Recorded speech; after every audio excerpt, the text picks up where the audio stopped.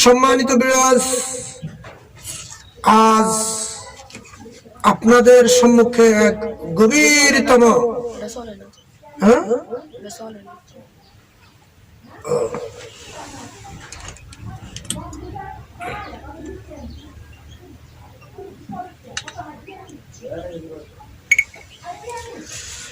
সম্মানিত বিরাজ, আজকে আপনাদের মাঝে এক গভীরতম এলেম,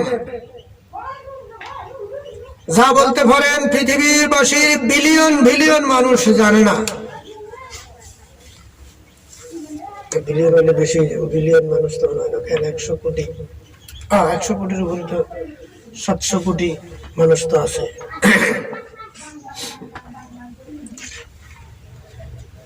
এই বাংলার জমিনে আবার বলি, হ্যাঁ জগৎবাসী, আজ কোরআনের এক কঠিনতম তথ্য গুপ্ত এলেম তোমাদের মাধ্যমে প্রকাশ করতে যাচ্ছি, অর্থাৎ প্রশ্ন বিদ্ধ করছি, যার মাধ্যমে তুমি সঠিক জ্ঞানের সন্ধান পেতে পারো। যেই প্রশ্নটি কোটি কোটি বিলিয়ন মিলিয়ন মানুষ জানে না। কি জানে না? জেনে না, পড়ছি, আমরা হাফেজ হচ্ছি, মুফাচ্ছির হচ্ছি, আবার দলিলকে সম্পদ মনে করছি। সম্মানিত প্রিয়াস, একটি কঠিন কথা এখানে মনে রাখো, দলিল সম্পদ না, আর সম্পদ দলিল না। এখন দলিল পড়ে আবার কেউ সম্পদের মালিক হয় না। এখন আমাদের মাঝে অনেক আছি, আমরা দলিল পড়তে জানি, দলিল পড়ি আমরা সম্পদের মালিকানা দাবি করছি। আবার কেউ দলিল পড়ে সম্পদের মালিকানা দাবি করছি, আবার কেউ দলিলের মুফাসসির হচ্ছি, কিন্তু সম্পদ কোথায় জানি না। সম্মানিত বিরাজ, কথা বাড়াচ্ছি না, মূল কথাটা তো বলেছি। আল্লাহ রাব্বুল আলামিন কোরআনের সূরা আহজাবের 72 নম্বর আয়াতে বলছেন যে আমি আমার আমানত আসমান এবং জমিন এবং পাহাড়ের সামনে ধরেছিলাম, সকলেই গ্রহণ করতে অস্বীকার করলো এবং ভয়প্রাপ্ত হলো, কিন্তু মানব জাতি তাহা গ্রহণ করিল, মানবীয়তা গ্রহণ করিল এই আমানত। এখন আরো অনেক লম্বা রয়েছে আয়াতের অংশ, আমি শুধু এইটুকু বললাম যে আমানত, এটা কিন্তু এই আয়াত, এটা কোরআনের আয়াত, এটা দলিল। এখন সম্পদটা কোথায়? আল্লাহ বলছে আমি আমার আমানত আসমান এবং জমিনে রাখার বা আমানত দেওয়ার ইচ্ছা পোষণ করিলে আসমান এবং জমিন পাহাড় তাহা গ্রহণ করতে অস্বীকার করলো, মানব তাহা গ্রহণ করলো। আমানত থাকি। এখন আমাদের অনেক মুফাসসির বলে কোরআনই আল্লাহর বিশেষ আমানত, এটা পাহাড় পর্বত নিতে চাইনি। কোরআন এটা দলিল, আমি এটা বলতেছে যে আল্লাহর আমানত। আল্লাহর আমানত জিনিসটা কি? যেমন আরেকটু ক্লিয়ার হওয়ার জন্য তোমারে বলি যে আমি বললাম কাগজে লেখা ছিল যে আল্লাহ তোমাকে একটা আপেল দিতে চাইছিল, এটা কেউ নিতে রাজি হইল না, শুধু মানুষই নিতে রাজি হইল। এখন এই লেখাটা হলো আপেল লেখা, কিন্তু মূল আপেলটা এটা না, মূল লেখা আপেলটা আরেকটা জিনিস।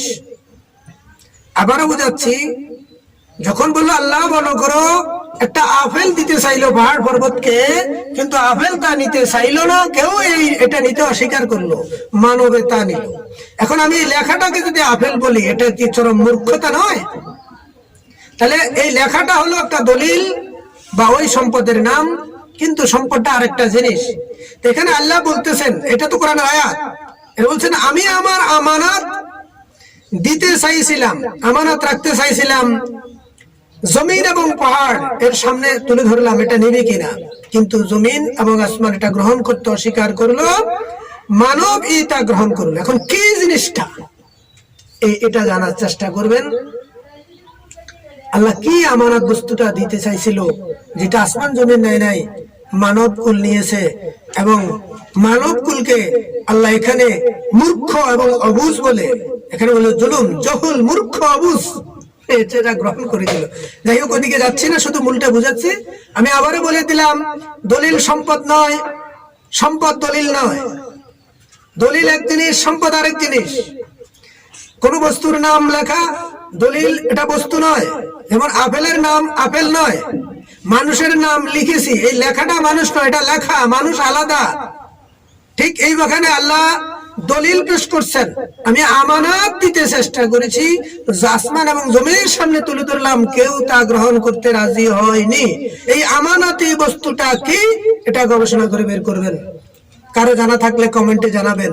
আমি আশা করি আমার যতটুকু গবেষণায় দেখেছি কোটি কোটি মানুষ তাহা জানে না।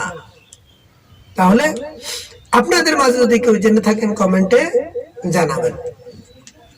সম্মানিত ভিউয়ার্স, আজকে এখানে শেষ করলাম। এটা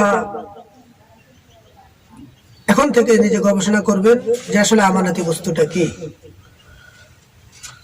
দলিলের আমাদের দেশের ভেন্ডরেরা কত হাজার দলিল, মানুষের হাজার হাজার মানুষের দলিল পড়ে, এই যে এখন বর্তমান চলতেছে জমিন খারিজ করতেছে, কত হাজার দলিল ফটোকপি করতেছে, ওরা কত হাজার দলিল ফুটতে জানে, কত খারিজ করলো, কিন্তু কেউ 100 জায়গার মালিক হলো না। কিন্তু আমাদের সমাজের দলিলের মুফাসসির হইয়া দলিলের মালিকান, সম্পত্তির মালিকানা দাবি করে, যদি আবার জিজ্ঞেস করি সম্পত্তি কোথায়, বলতে পারবে না। যাক, আপনাদের সম্মুখে, জ্ঞানের সম্মুখে ছেড়ে দিলাম, গবেষণা করে সত্যটা বের করবেন। আজকে আমি একজন প্রেমিকের একটা কালাম গাচ্ছি, সেটা অন্য ভিডিওতে দেব।